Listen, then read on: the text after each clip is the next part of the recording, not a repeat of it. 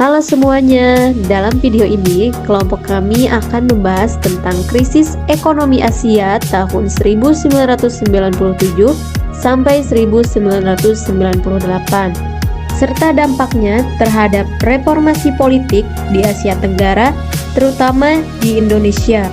Peristiwa ini merupakan salah satu titik balik penting dalam sejarah kawasan karena memengaruhi tidak hanya aspek ekonomi, tetapi juga sistem pemerintahan di beberapa negara. Krisis ini pertama kali muncul di Thailand pada Juli 1997. Saat itu, nilai tukar mata uang baht anjlok drastis setelah pemerintah memutuskan untuk melepasnya ke pasar bebas. Akibatnya, investor asing mulai kehilangan kepercayaan dan menarik modal mereka dari pasar-pasar Asia. Dalam waktu singkat, krisis menyebar ke Malaysia, Filipina, dan juga Indonesia. Peristiwa ini kemudian dikenal sebagai Asian Financial Crisis.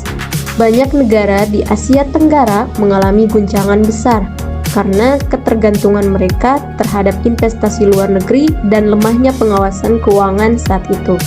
Indonesia menjadi salah satu negara yang paling parah terdampak. Nilai tukar rupiah yang sebelumnya berada di kisaran 2.000 per dolar jatuh hingga lebih dari 15.000. Akibatnya, harga barang naik tajam, daya beli masyarakat menurun, dan inflasi melonjak tinggi. Banyak perusahaan yang mengalami kebangkrutan, sektor industri yang melemah, dan jutaan orang kehilangan pekerjaannya. Di saat yang sama, sistem perbankan nasional mengalami krisis kepercayaan. Masyarakat mulai resah dan kecewa terhadap pemerintah Orde Baru yang dianggap tidak mampu mengatasi keadaan.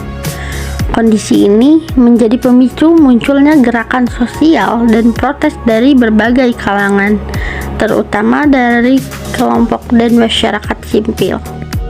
Pada awal tahun 1998, gelombang protes dari berbagai lapisan masyarakat semakin besar dan meluas.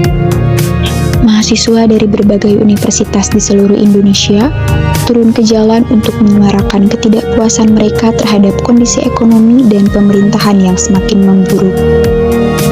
Selain itu, para mahasiswa juga mendesak Presiden Soeharto untuk segera mengundurkan diri dari jabatannya. Puncaknya terjadi pada bulan Mei 1998 ketika ribuan mahasiswa melakukan aksi massa yang tidak terkendali. Ribuan mahasiswa berkumpul dan menduduki gedung DPR MPR di Jakarta. Banyaknya aksi massa ini membuat aparat keamanan tidak dapat membendung para mahasiswa yang terus berdatangan. Aksi ini merupakan simbol perlawanan terhadap rezim Orde Baru yang dinilai otoriter dan tidak lagi berpihak kepada rakyat.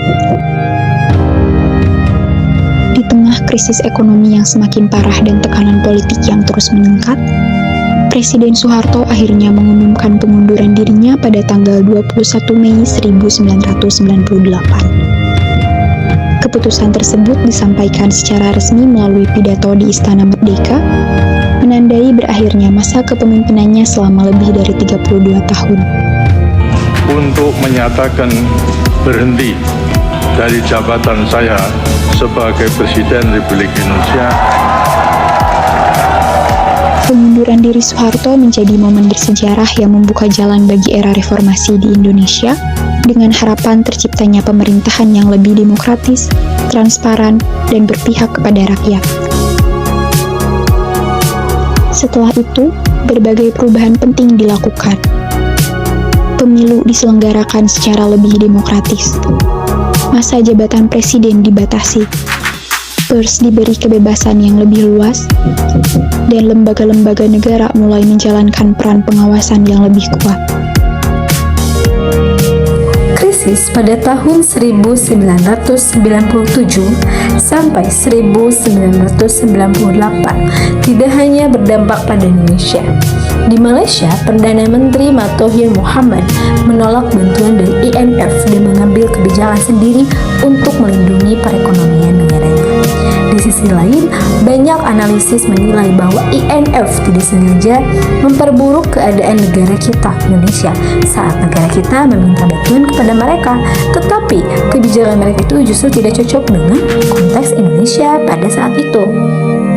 Contohnya, IMF mendorong Indonesia untuk menerapkan kebijakan pengetatan, seperti menaikkan suku bunga dan memotong pengeluaran pemerintah.